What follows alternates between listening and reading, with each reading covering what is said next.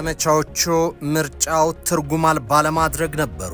ጩኸትና ንትርኩ ኢትዮጵያ አትመርጥም የሚል ነበር።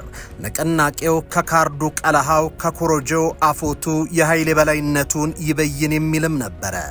ኢትዮጵያን ፖለቲካ ከጠመንጃ ድምጽ ይልቅ በካርድ ድምጽ የፖለቲካ ስልጣንን ለመበየን የሚደረገውን ትግል ለማደናቀፍ ባለፉት ዓመታት ከፍተኛ ዘመቻዎች ነበሩ። ነገር ግን ህዝብ ወስኗል። የኢትዮጵያ ህዝብ ሀገሩን ለማጽናት ሀገሩን በጠንካራ አለት ላይ ለመሰየም የውጭ ዘመቻዎች አልበገሩትም። ለምርጫ አትውጡ የሚል ማስፈራሪያንም ጥሶ ከንጋት እስከ ንጋት ተሰልፏል። ይህ ትርጉሙ ምንድን ነው? የኢትዮጵያ ህዝብ ከውስጥ እስከ ውጭ ያሉ ትንኮሳዎችን ለምንና እንዴት ጆሮ ዳባ ልበስ አላቸው? ይህ ሀቅ ህዝቡ ካለፈበት የታሪክ እውነት ይመዘዛል። ካለፈበት የረዥም የታሪክ ምዕራፍ የእግሩ ዳናዎች ያረፉበትን ጎዳናዎች ከመመርመር የሚገኝ ጥበብን የራስ ከማድረግም ይመነጫል። የኢትዮጵያ ህዝብ የታሪክ ማዕበሎችንና ውስብስብ ፈተናዎችን በጥበብና በማስተዋል የመሻገር ታላቅ የአርቆ አሳቢነትና የጽናት ጥግ ባለቤት መሆኑን በተደጋጋሚ ህዝቡ ያሳየው አስተዋይነት እጅግ የሚያስደንቅና ታሪክ የማይረሳው መሆኑን በርካታ ታዛቢዎች ይናገራሉ። የጥይት ድምጽና የማስፈራራት ጋጋታ ሳይበግረው የዲሞክራሲያዊ መብቱ መገለጫ የሆነውን የምርጫ ካርድ አንግቦ ወደ ምርጫ ጣቢያዎች በነቂስ መውጣቱ ለሀገራዊ ህልውና ለሉዓላዊነቱና ለአንድነቱ ያለውን ጽኑ ፍላጎት በግልጽ ያሳየበት ታሪካዊ ምዕራፍ ነው። ይህ ታላቅ ህዝብ በእልህና በዛቻ ሳይሆን በበሰለ ፖለቲካዊ ንቃተ ህሊና በመመራት ጠመንጃውን በሰላማዊ የሐሳብ የበላይነት ለመተካት ያለውን ቁርጠኝነት በተግባር አሳይቷል። በህዝብ መካከል መከፋፈልን ለመፍጠር የተወጠኑትን ተንኮሎች በሆደ ሰፊነትና በአርቆ ሐሳቢነት በማለፍ ሀገሩን በጽኑ መሰረት ላይ ለማቆምና ለማጽናት ያለውን የዘመናት ምኞትም በተግባር አረጋግጧል። የውሳኔ ማናቸውንም የውጭም ሆነ የውስጥ አፍራሽ ኃይሎችን ተስፋ ያስቆረጠ የኢትዮጵያን የጥንካሬና የክብር ምሰሶችን ይበልጥ ያደሰ ታላቅ ክስተት ነው። በመሆኑም የኢትዮጵያ ህዝብ ለአፍራሽ ተረኮችና ለኃይል አማራጮች እጅ ባለመስጠት የሀገሩን ህልውናና ዘላቂ ሰላም ለማረጋገጥ ያሳየው ይህ ቀናኢነትና ታላቅ አስተዋይነት ሁልጊዜም ሊደነቅና ሊከበር የሚገባው መሆኑን ታዛቢዎች ይናገራሉ። ይህ ህዝባዊ ጥበብና አርቆ አሳቢነት ኢትዮጵያን ከማናቸው ማዕበል ጠብቆ የሚያሻግር የነገው ትውልድ በኩራት የሚማርበት የታላቅነትና የሉዓላዊነት ሕያው ምስክር ነው። ጤና ይስጥልኝ። ይህ ኢትዮ መልሕቅ ነው። መልሕቃችን የሰባተኛው ሀገራዊ ምርጫ ኢትዮጵያ እንዴት በድል አጠናቀቀችው፣ ፈተናዎችንስ ተሻግራ የጽኑ ሀገር መሰረትን እንዴት አጸናች የሚለውን እየተመለከተ አብሯችሁ ይቆያል። አብራችሁን ቆዩ። የዘንድሮ ምርጫ በዚህ በታሰበው መልክ ሰላማዊ ሆኖ እንዳይሄድ የኢትዮጵያ ታሪካዊ ጠላቶች የሚገዟቸውን ኃይሎች ገዝተው በስፋት አሰማርተዋል፣ ፕሮፓጋንዳ ሰርተዋል።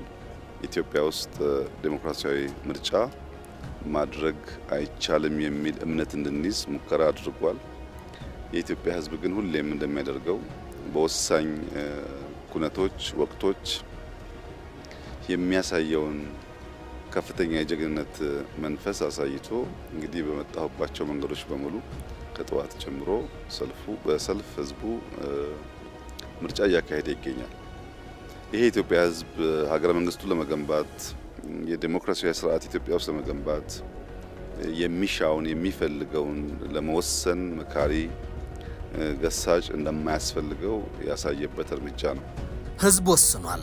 የኢትዮጵያ ህዝብ ይሁነኝ ያለውን መርጧል። ምርጫው የምርጫ ካርድን ኮሮጆስ ከመዶል ይልቃል። የዘንድሮ ምርጫ 5 ዓመትን ጠብቆ ከሚካሄድ የምርጫ ስርዓትን ገቢር ከማድረግ ይሻገራል።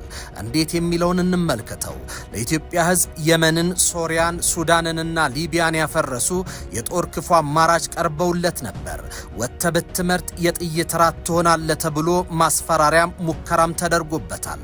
ዓለም አቀፍ የመብት ተቋማትና ሚዲያዎች የመንን፣ ሊቢያን፣ ሱዳንን ረመጥ የከተቱበትን ስትራቴጂ እውን ለማድረግ ከምርጫ አስቀድሞ ዘመቻዎችም ተደርገውበት ነበር። ነገር ግን ህዝቡ ኢትዮጵያን ለማጽናት ከንጋት እስከ ንጋት ተሰልፎ መርጧል። ከቀለሃ ይልቅ የምርጫ ካርዱን፣ ከሰይፉ አፎት ይልቅ የምርጫ ኮሮጆውን ብሏል። ይህንን ሰላማዊ አማራጭ በመምረጡ ቀዬው ሰላም ሀገሩም ያማረ እንደሚሆን በማመን አስቀድሞ አስልቶታል። በጸና ሀገር በጽኑ የመንግስት ስርዓት ውስጥ ብቻ የእርሱ ተጠቃሚነት እንደሚሰላ ያውቃል። የሽግግር መንግስት የሚሉትን ግጭትን በቀይ ምንጣፍ የመጣራት ሴራን ያከሸፈው ቀድሞ ነው። ህዝብ በምርጫ የሚወስነው የጸና መንግስት እንጂ የውጭ አካላት ኮት አልብሰው በላኳቸው የመዋጮ ስብስቦች ጽኑ ሀገሬን አሳልፌ አልሰጥም ብሏል። የህዝብ ጥንካሬ ዘመቻውን ቀሊል አደረገው እንጂ የሴራ ጥንስሱም ሀገር የማፍረስ ዘመቻውም ጠመንጃ የታጠቁ ጽንፈኞችና ሚዲያዎች ጭምር ምርጫው እንዳይካሄድ የከፈቱት ዘመቻ ቀላል አልነበረም። ይህ ምርጫ ኢትዮጵያን ከውስጥ ጽንፈኞች ባሻገር በጂኦፖለቲካ ቀለበት ውስጥ የተጠነሰሰባትን እጅግ ውስብስብ የውጭ ሴራ ያመከነችበት ታሪካዊ መድረክ ነው። ከካይሮ እስከ አስመራ የተዘረጋው የጥላቻና የጣልቃ ገብነት የሴራ ድር ኢትዮጵያን የማዳከምና ሀገረ መንግስቱን የማፍረስ ኢላማ ያደረገ ነበር።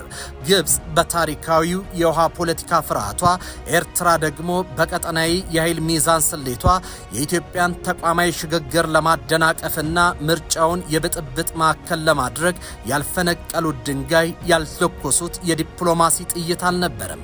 ይህንን ክፉ ምኞት ለማጀብ እውን ለማድረግ ደግሞ ዓለም አቀፍ ሚዲያዎች እንዲሁም እንደ አምነስቲ ኢንተርናሽናል ያሉ ተቋማት የተቀናጀ የፕሮፓጋንዳ ዘመቻ ከፍተውባትም ነበር። ሀገሪቱ ወደ ማያባራ የእርስ በርስ ጦርነትና ወደ ትርምስ እንደምትገባ ሞቷን ሲያውጁላት የምርጫው ሂደትና ህጋዊ ጥያቄ ውስጥ ለማስገባት ያልተቋረጠ የስነ ልቦና ውሽንፍርም ሲያዘንቡባት ከርመዋል። ይሁንና ኢትዮጵያ ይህን ሁሉ የውስጥ መከፋፈል፣ የውጭ ጣልቃ ገብነትና ዓለም አቀፋዊ የስነ ልቦና ጦርነት እንደ ጧት ጤዛ አክስመዋለች።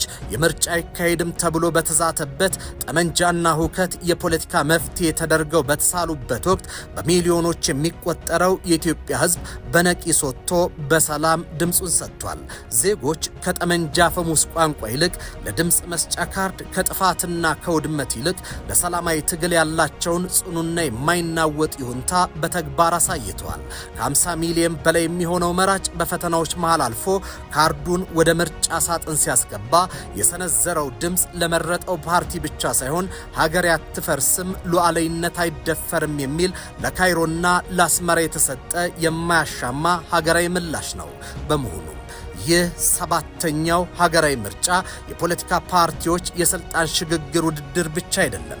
ሂደትና ውጤት ኢትዮጵያ ሉዓላዊነቷን ያረጋገጠችበት፣ ህልውናዋን የጠበቀችበትና የሀገረ መንግስት ግንባታዋን በማይናወጥ የጽኑ አለት ላይ የተከለችበት ታሪካዊ ማህተም ነው። የቅድመ ምርጫ ነፃ የክርክር ሜዳ፣ የምርጫ ዕለት የታየው ሰላምና የህዝቡ የነቃ ተሳትፎ ኢትዮጵያ አሸንፋለች፣ ታሸንፋለች የሚለውን እውነት በደማቅ ቀለም ጽፎታል። በድምፅ መስጫ ኮርጆዎች ውስጥ የተቆጠረው የፖለቲካ ፉክክር ውጤት ብቻ አይደለም። ይልቁንም ከውጭም ከውስጥም የተቃጣባትን የተቀናጀ የህልውና አደጋ ቀልብሳ ተቋማዊ ልዕልናዋን ከፍ ያደረገች የኢትዮጵያ ድል ብስራት ነው። በእኔ እምነት ዛሬና የዛሬ 5 ዓመት ኢትዮጵያ አንድ አይደለችም። ይህ 5 ዓመት የኢትዮጵያ በርካታ የታሪክ ጥፋት የሚታይበት 5 ዓመት ነው። ይህ 5 ዓመት እስካሁን ከሰራነው በላይ መድከም ይጠይቃል። እስካሁን ከለፋነው በላይ መልፋት ይጠይቃል። እስካሁን ካሰብነው በላይ ማሰብ ይጠይቃል። እስካሁን ከተደመርነው በላይ መደመር ይጠይቃል። ትናንትናዋ ኢትዮጵያ በሚቀጥለው 5 ዓመት አናያትም። የተቀየረች የተለወጠች፣ ቢያንስ የማትለምን ራሷን ችላ የምትቆም በከባቢው አንከር የሆነች ሀገር ለማየት ብዙ ልፋት፣ ብዙ ድካም፣ ብዙ ስራ ይፈልጋል።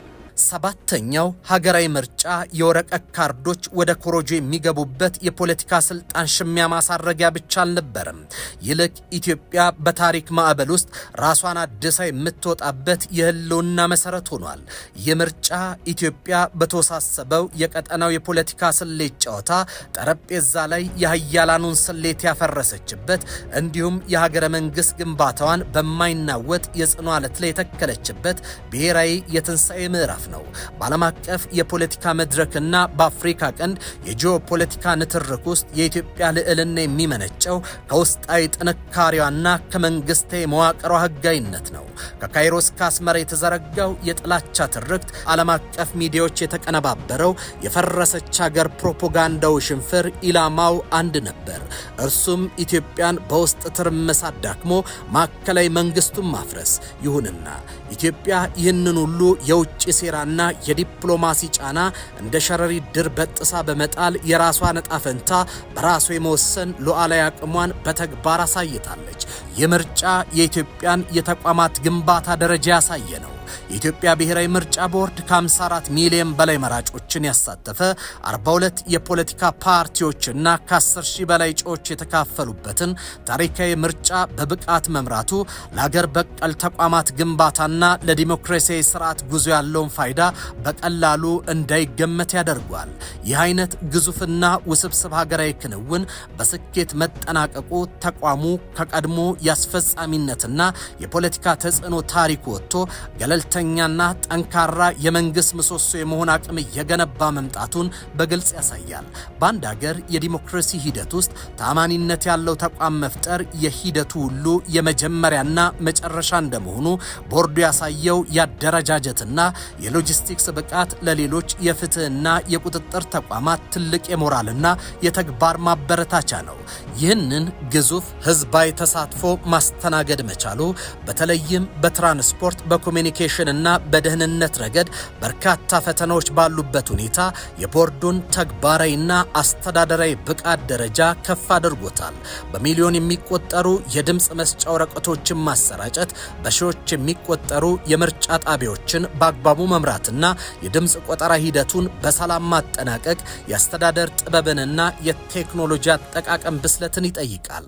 የስኬት ቦርዱ ራሱን ችሎ መቆም የሚችል የውስጥ አሰራሩ የዘመነና የሰው ኃይሉ የሰለጠነ ተቋም እየሆነ ለመምጣቱ ትልቅ ማረጋገጫ ከመሆኑም በላይ ወደፊት ለሚደረጉ መሰል ሀገራዊ ሂደቶች አስተማማኝ መሰረት ጥሏል። በሌላ በኩል 42 የፖለቲካ ፓርቲዎችና እጩዎች በምርጫ መሳተፋቸው ተቋሙ የፖለቲካ ምህዳሩን በማስፋትና የባለድርሻ አካላትን እምነት በማሸነፍ ረገድ የሰራውን ከባድ ስራ ያሳያል።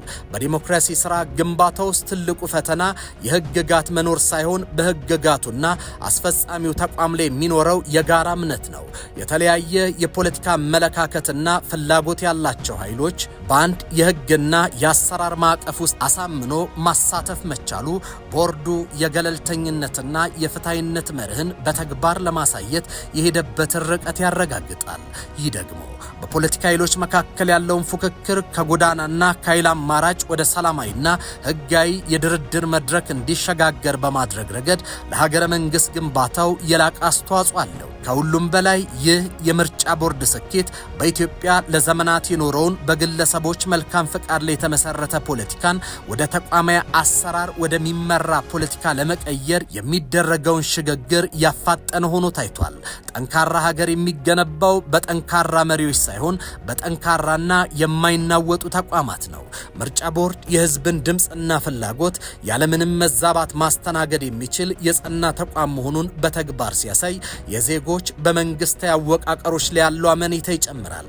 ይህ አመኔታ ደግሞ የህግ የበላይነትን ለማረጋገጥ፣ ሰላምን በዘላቂነት ለመገንባትና የዜግነት ክብርን ከፍ ለማድረግ የሚያስችል ዋነኛ ማህበራዊ ካፒታል ነው። እናም የኢትዮጵያ ምርጫ ቦርድ ያከናወነው ይህ ታላቅ ተግባር ወቅታዊ ክንውን ሳይሆን የኢትዮጵያን የተቋማት ግንባታ ታሪክ አዲስ ምዕራፍ ላይ ያሻገረ ክስተት ሆኗል። ይህ ተቋማዊ ጥንካሬ ተጠናክሮ መቀጠሉ ሀገሪቱ ወደ አስተማማኝ ዲሞክራሲያዊ ስርዓት ለምታደርገው ጉዞ ዋነኛ የዋስትና ሰነዱን ያገለግላል። እንደምታውቁት ጥንታዊ ሀገር ነው። ስርዓት ያውቃል፣ መንግስት ያውቃል፣ በሚያስፈልግ ጊዜ መሰብሰብን ያውቃል፣ በሚያስፈልግ ጊዜ መዝመትን ያውቃል፣ በሚያስፈልግ ጊዜ ዋጋ መክፈልን ያውቃል። ይሄን ህዝብ በትናንሽ ፕሮፓጋንዳ ሸብረክ ማድረግ አይቻልም። ታላቅነቱን ግን ያከበረንን አክብረን እየመረጠንን ሰርተንለት ህይወቱን ቀይረን ነክተን የምናልፍ ከሆነ ለሁላችንም ዊን ዊን ይሆናል። ሁላችን አሸናፊ እንሆናለንና አስደማሚ ጊዜ ነው። ታላቅ የዲሞክራሲ ስርዓት ግንባታ የሚታይበት ጊዜ ነው። ይሄ ጉዳይ ተጠናክሮ እንዲቀጥል ሁላችን እንድንበረታ፣ ያሸነፉ በታማኝነት እንዲያገለግሉ፣ የተሸነፉ ደግሞ በጸጋ ውጤቱ እንዲቀበሉ ማሳሰብ ፈልጋለሁ። ህዝቡ ላደረገው አጠቃላይ ተጋድሎ እና ጀግንነት ከፍተኛ ምስጋና ማቅረብ ፈልጋለሁ። የምርጫ አስፈጻሚዎች ላደረጉት ተጋድሎ እንዲሁ ማመስገን ፈልጋለሁ። የሚዲያ ሰዎችም በየቦታው ተገኝታችሁ ለምታደርጉ ስራ ማመስገን ፈልጋለሁ። ኢትዮጵያ ትቀጥላለች፣ ኢትዮጵያ ትበለጽጋለች፣ የኢትዮጵያ ታሪክ ይቀየራል። በኢትዮጵያ ውስጥ ጠንካራ ሀገረ መንግስት እንገነባለን። ልጆቻችን እኛ በምንሄድበት የዳዴ መንገድ እንደማይጓዙ ዳግም በእርግጠኝነት መግለጥ እወዳለሁ። ምርጫ የሐሳብ ማሳ ላይ የሚዘራ የዘመን ፍሬ ወደ ዲሞክራሲ የሚሸጋገሩበት የሽግግር ድልድይ እንጂ የመንገዱ መጨረሻ አይደለም። ልዩነቶች እንደ ወንዝ ጅረት በተለያየ አቅጣጫ ቢፈሱም ሁሉም በአብሮነት የሚሰበሰብበትና የሚዋሃድበት ትልቁ መሰረት የሀገር ብሔራዊ ጥቅም ነው። ሀገር ማለት ከጊዜ የፖለቲካ ትኩሳት የጠራች ከግለሰቦችና ከቡድኖች ምኞት የገዘፈች የዘመናት ታሪክ ሸራ ናት። በምርጫ ወቅት የተንጸባረቁት ልዩነቶች በዚህ ታላቅ ሸራ ላይ ያረፉ የተለያዩ ህብረ ቀለማት ናቸው። የስዕሉ እውነተኛ ውበት የጥበቡም ጥግ የሚገለጸው እነዚህ ቀለማት ተዋህደው በአብሮነት ጅማት ሲተሳሰሩና አንዲት ደማቅ ተስፋ የለመለመ ኢትዮጵያን ሲስሉ ብቻ ነው። ትናንት በፉክክር ሜዳ የተሰነዘሩ ቃላት ዛሬ አብሮነትን ወደሚያጸና የፍቅር ዜማነት መቃኘት አለባቸው። በካርድ የተከፋፈለው ድምፅ ነገ አገርን ከውድቀት ለመታደግ ድንበሯን ለማስከበርና የብልጽግናዋን መሰረት ለመጣል ወደሚችል አንድ ግዙፍ የህብረት ክንድ ሊቀየር ይገባዋል። ኢትዮጵያን ከምርጫ ማግስት ጀምሮ በልቦናቸው ሊያስተጋቡት የሚገባው የልዩነትን ግድግዳ የሚያፈርስ የተስፋና የአንድነት ዜማ ነው። አንዱ የሌላውን ክንድ አጠናክሮ የተሸነፈው አሸናፊውን አግዞ አሸናፊው ሁሉንም በእኩልነት አቅፎ ለሀገር ክብርና ልዕልና ባንድ ልብ ሊቆምም ግድ ይለዋል። ኢትዮጵያ የማትጠልቅ የተስፋ አድማስ፣ ልጆቿ ሁሉ የሚጠለሉባት ሰፊ የጋራ ጥላ ናት። የፖለቲካ አመለካከቶችን እንደ ጌጥ፣ አብሮነትን ደግሞ እንደማይናወጥ ጽኑ መሰረት አድርጎ ለጠንካራ የከበረችና የተስፋ ብርሃን የሚፈነጥቅባትን ኢትዮጵያን ለማንበር የሁሉም ወገን ርብርብ ከመቼውም ጊዜ በላይ አስፈላጊ ይሆናል። የተከበራችሁ የኢትዮ መልሕቅ ቤተሰቦች የዛሬው መልሕቃችን በዚህ ተጠናቋል። በቀጣይ በሌላ ርዕስ እስከምንገናኝ በያላችሁበት ሰናይ ጊዜ ይሁንላችሁ።